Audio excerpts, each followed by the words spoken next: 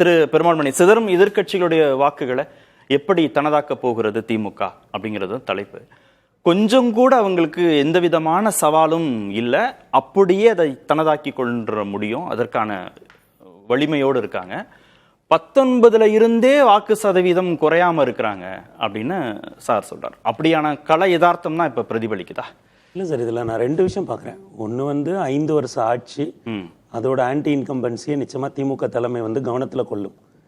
இன்னொன்று 2021 10 வருடங்களாக ஆட்சி அதிகாரம் இல்லாமல் தேர்தலை சந்தித்த ஐயா ஸ்டாலினும், இன்றைக்கு 5 வருட ஆட்சிக்கு பிறகு தேர்தலை சந்திக்கிற ஐயா ஸ்டாலினும் ஒரே நபர் அல்ல. இன்றைக்கு அவர் மிகவும் தன்னளவில் வலிமைப்பட்டிருக்கிறார். இன்னொன்று, நம்ம முரசொலியை ரெகுலராக பார்த்தோம்னா அவங்க கட்சியை எவ்வளோ வலிமைப்படுத்துகிறாங்கன்றதை நம்மளால் பார்க்க முடியுது. அப்போ ஒரு கேள்வி இயல்பாக வரும்ல, இந்த 5 ஆண்டுகளில் அவங்க ஏன் கட்சியை இவ்வளோ வலிமைப்படுத்துகிறாங்க?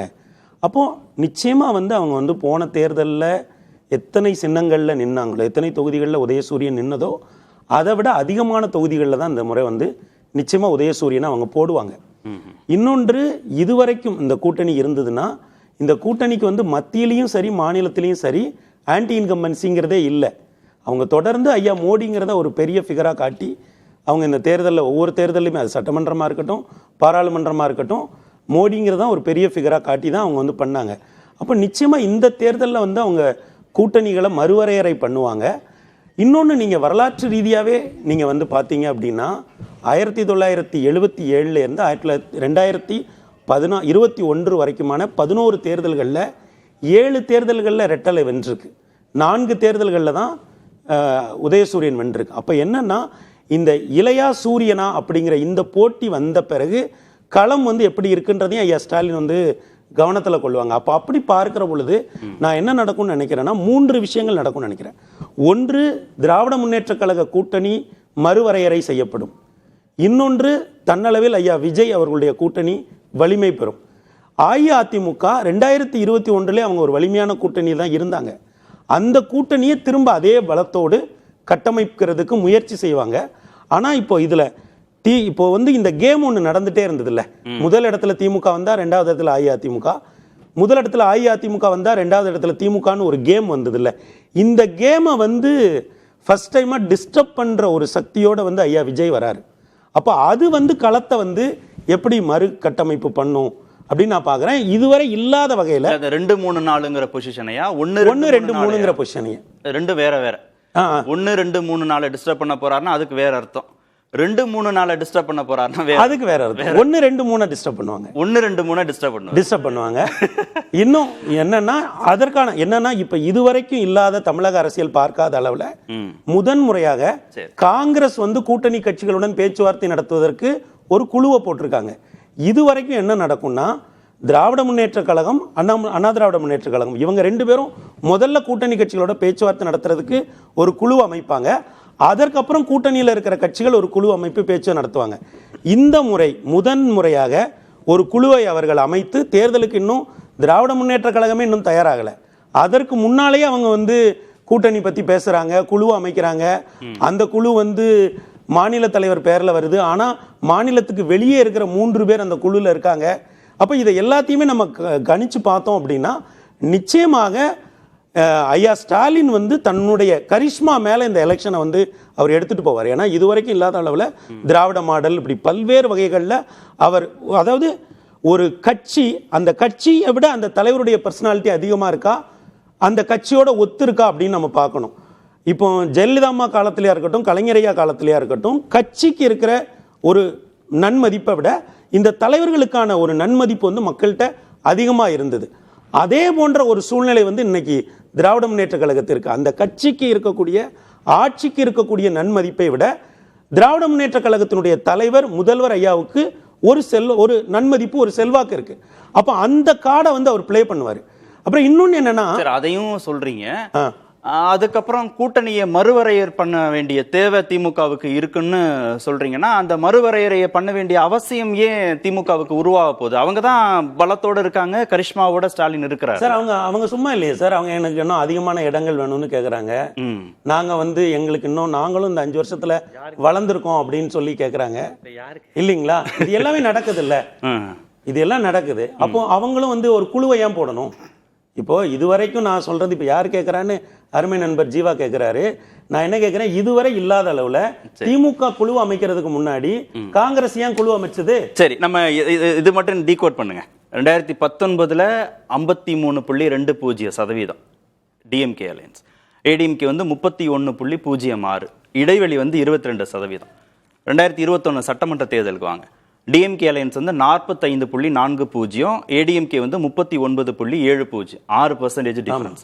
அப்படி 24க்கு நாடாளுமன்ற தேர்தலுக்கு வந்தீங்கன்னா டிஎம்கே அலையன்ஸ் 47%, ஏடிஎம்கே அலையன்ஸ் வந்து 23%, இடைவெளி 24. நாடாளுமன்றம் அப்படின்னா 22-24 இருக்கு. சட்டமன்றம்னா நமக்கு இருக்கிற ஃபேக்ட் வந்து 6% தான் இடைவெளி. இப்ப இந்த 6% இடைவெளிங்கிறது 26ல தாவேக்காவை தள்ளி வச்சுட்டு நான் கேட்கிறேன், என்ன தமிழரும் வளர்ந்துருக்காங்க, அவங்களும் அதையும் நான் தள்ளி வச்சிடறேன். அதாவது நம்ம அதை உள்ளேயே கொண்டு வர வேணாம். இப்போதைக்கு தாவேக்காவையும் நாம் தமிழரையும் தள்ளி வச்சுட்டு இந்த 6% இடைவெளி அப்படிங்கிறது 26ல என்னவா இருக்கும்னு நீங்க யோசிக்கிறீங்க? கூடுமா குறையுமா? இல்ல அப்படியே இருக்கு. இதுல 2 விஷயம் இருக்குங்க. ஒண்ணு வந்து அந்த 2021 தேர்தலே நீங்க இன்னும் கொஞ்சம் டீகோட் பண்ணணும். ஏன்னா 2021 தேர்தல் இருக்குல்ல, அதாவது 2021ல இந்தியால 7 மாநிலங்கள்ல கொரோனா டைம்ல தேர்தல் நடந்தது. திராவிட முன்னேற்ற கழகம் மட்டும்தான் எதிர்கட்சியா இருந்து ஆட்சியை பிடிச்சது. மற்ற எல்லா மாநிலத்திலும் அந்த மாநிலத்தில் ஆண்ட கட்சிகள் தான் திரும்ப வந்தாங்க. ஏன்னா கொரோனா டைம்ல கவர்மெண்ட் மேல பெர்செப்ஷன் அதிகமா இருந்தது. அவங்க நிறைய உதவி பண்ணாங்க.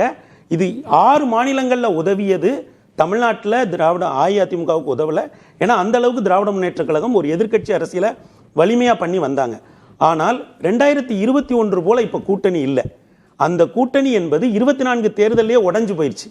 அஇஅதிமுகவும் தேமுதிகவும் தனியா நின்னாங்க, இதர என்டிஏ கட்சிகள் எல்லாம் ஒரு அணியா நின்னாங்க. அவங்க 2 பேருக்குமான இடைவேளைங்கிறது வெறும் 2% தான் இருந்தது. இன்றைக்கு என்டிஏல இருந்த பல கட்சிகள் இன்னமும் நாங்க எங்க போறோம்னு சொல்லல. அதே நேரத்தில் திமுக கூட்டணிக்குள்ளேயும் இந்த மாதிரியான குரல்கள் கேட்குது. நாங்க கூட்டணி கட்சிகளுடன் பேச்சுவார்த்தை நடத்தன்னு சொல்லி காங்கிரஸ் ஒண்ணு தனியா ஆரம்பிக்கிறாங்க. 47 வாங்கியிருக்காங்கல்ல 24ல. ஆமா, காங்கிரஸ் போயிடுச்சுன்னே பேசுவோம். இந்த டிபேட் அப்படி எடுத்துக்கோ. அதிகபட்சமா 7 கழிச்சிருவோமா? 47ல காங்கிரஸுக்கு 7 இருக்குன்னு சொல்லுவீங்களா, இல்ல கூட இன்னும் கூட இருக்குமா? இல்ல 7 வச்சு 7 கழிச்சிருவோம். 10% வாக்கு வாங்கியிருக்கு சார் கடைசியா காங்கிரஸ்க்கு மட்டும் 2024 தம்பி சூப்பரா நிரூபிச்சிட்டான். சரி கழிச்சிருவோம். ஆனா ஒரு 12 வை. இல்ல சார், உங்களுக்கு 7. அப்ப ஏன் கடமையும் சொல்லணும், 5க்கு குறைவு. ஏன் கருத்து 5க்கு குறைவு. அக்னீஸ்வரன் ஆசைப்படுறதுனால ஒரு 3 சேர்த்து 10 கழிச்சிருவோம் சார் காங்கிரஸுக்கு. 10னா நீங்க கூட்டணி கூப்பிடலாம், ஏடிஎம்கே கூட்டணி கூப்பிடலாம். காங்கிரஸ் பெரிய வாக்கு சதவீதம். சரி, நம்ம அதை அப்புறம் பேசுவோம். எதிர்கட்சி கூட்டணிக்கு இவ்வளவு ஆதரவு தர்றாரு. இப்ப 37ன்னு ஒரு நம்பர் வச்சுக்கோங்க. 10 கழிச்சிருவோம் காங்கிரஸுக்கு. 10 கழிச்சிட்டோம்னா மீதி வந்து 23-18 தானே இப்ப என்டிஏவுக்கும் இருக்கும். விஜயையும் நம்ம நாம் தமிழர் சீமானை இப்ப உள்ளே கொண்டு வரவே. இந்த 39ங்கிறது அமித்ஷா கணக்கு இருக்குல்ல, அது அப்படியே கன்வெர்ட் ஆயிடும். இல்ல சார், அது அப்படி கன்வெர்ட் ஆகாதுல்ல. அப்புறம் இன்னொன்னு சார், இந்த தடவை வந்து இந்த சட்டமன்ற தேர்தல்ல எந்த ஒரு கூட்டணியுமே 40% தாண்ட முடியாது சார். இந்த தடவை அதாவது சார் தேர்தல் வந்து எப்படியுமே ஆமா, தேர்தல் வந்து காம்படிட்டிவ் எக்ஸாம்ஸ்க்கு படிக்கிற மாதிரி படிக்கணும். சரி, யூனிவர்சிட்டி எக்ஸாம்ஸ்க்கு படிக்கிற மாதிரி நான் வந்து 90க்கு மேல எடுப்பேன், 100க்கு மேல எடுப்பேன், அப்படி கிடையாது. காம்படிட்டிவ் எக்ஸாம்ஸ்ல நீங்க எவ்வளவு மார்க் எடுத்தா அந்த பார்டரை தாண்டுவீங்க அப்படின்னு பார்க்கணும். சரி சார், அப்ப இப்படியே வந்துருவோம் சார். எவ்வளவு மோசமாக இருந்தாலும் திமுக 40 சார். எந்த கூட்டணியுமே இந்த தேர்தல்ல நம்ம அப்படி எல்லா கட்சிக்கும் பொதுவான நம்ம இதை டீகோடே பண்ணிரோம். இல்ல சார், திமுக கூட்டணியுமே 40% தாண்ட மாட்டாங்க. இல்ல சார், அவங்க 40% தாண்டற ஸ்ட்ராட்டஜியும் போட மாட்டாங்க. இல்ல 40ன்றத நீங்க தாண்ட முடியாதுன்றீங்க. அத வந்து சேச்சுரேஷன் பாயிண்டா வச்சுக்கலாம். அப்படி வச்சுக்கோமா? வச்சுக்கலாம். அப்ப மீதி இருக்கிற 60 தானே? 60 தான் சார். 60ங்கிறதுல என்ன கணக்கு வரும்? அப்படி இப்ப இவங்க எல்லாம் உள்ள கொண்டு வந்துரும். இவங்க எல்லாம் உள்ள கொண்டு அப்பதான் அந்த கணக்கு புரியும். ஆமா சார். இப்ப நீங்க ஆமா, இப்போ வந்து என்ன நீங்க 1 2 3 4ல மாறும்னு சொல்லிட்டீங்க. அப்ப இது டாலி ஆகணும் அந்த கணக்கு. ஆமா சார். இப்போ என்னன்னா சார், இப்போ வந்து ஒரு முதல் இடத்துல வரக்கூடிய கட்சி வந்து ஒரு 37ல இருந்து 40% உள்ள வாக்குகளை பெற்று ஆட்சி அமைக்கும் சார். 2வது இடத்துல வரக்கூடிய கட்சி 30ல இருந்து 32-33% வாக்குகளை பெறும் சார். 3வது இடத்துல வரக்கூடிய கூட்டணி வந்து 20ல இருந்து 22% வாக்குகளை பெறும். அது ரொம்ப கவனமா சொல்றீங்களா? முதல்ல 2வது கட்சின்னீங்க, 3வது கூட்டணின்னீங்க. இல்ல சார், அது வேற ஏதாவது இல்ல சார், இல்ல அது அந்த இதுல மூணுமே முதல் இடத்துல வர கூட்டணினே வச்சுக்கோமா சார். முதல் இடத்துல வர கூட்டணிக்கு ஒரு 37 போடுங்க. 2வது இடத்துல வர கூட்டணிக்கு ஒரு 32 போடுங்க. 3வது இடத்துல வர கூட்டணிக்கு ஒரு 22 போடுங்க. ஓகே, அப்ப நம்ம ஃபர்ஸ்ட் பேசின அந்த இதுக்கு போயிட்டோம். அப்ப சட்டமன்றம்னா டிஃபரன்ஸ் வந்து 5ல இருந்து 6 அவ்வளவுதான் சார் இருக்கும். தமிழ்நாட்டுல அவ்வளவுதான் இருக்கும். ஏன்னா இதுல என்ன இன்னொன்னு நடக்க போகுதுன்னா தேர்டுக்கும் செகண்டுக்கும் தேர்டுக்குமான டிஃபரன்ஸுமே நீங்க 5, 6 தான் சொல்ல போறீங்க. 10க்குள்ள தான் சார் இருக்கும். 10க்குள்ள தான் நெருக்கமா இருக்கும். ஏன்னா அதனாலதான் அப்படி நின்னாதான் நீங்க இந்த டிஃபரன்ஸ் வந்து குறையும். ஓகே. ஏன்னா இப்ப 3வது இடத்துல வரக்கூடிய கட்சி இருக்குல்ல அணி, அது வந்து எல்லா அல்காரிதம் மாறுச்சுன்னா அடுத்தடுத்த தேர்தல்கள்ல எல்லாமே மாறப்போகுதுன்னு அர்த்தம். இப்ப இந்த டிஃபரன்ஸ் இவ்வளவுதான் இருக்க போகுது, முதலுக்கும் 2க்கும் 6 தான், 2க்கும் 3க்கும் 6 தான் அப்படின்னா ஒட்டு மொத்தமாக தமிழ்நாடுடைய பாலிடிக்ஸோட ஸ்ட்ரக்சரே மாறப்போகுது. மாறுது சார்.